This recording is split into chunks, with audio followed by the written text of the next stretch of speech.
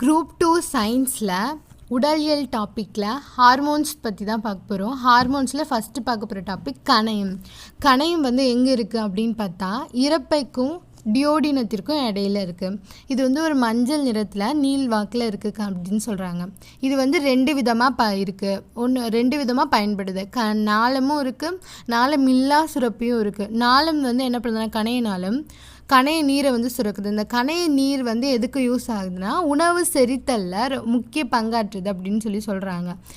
அதுக்கப்புறம் நாளமில்லா சுரப்பி என்னென்னா லாங்கர்ஹான் திட்டுகள். இது வந்து ரெண்டு செல்கள் இருக்குது. இதில் ஆல்ஃபா செல்கள், பீட்டா செல்கள். ஆல்ஃபா செல்களில் என்ன இருக்குன்னா குளுக்கோஹான் ஹார்மோன் வந்து அதுதான் சுரக்குது. பீட்டா செல்கள் வந்து என்னென்னா இன்சுலின் ஹார்மோனை வந்து சுரக்குது.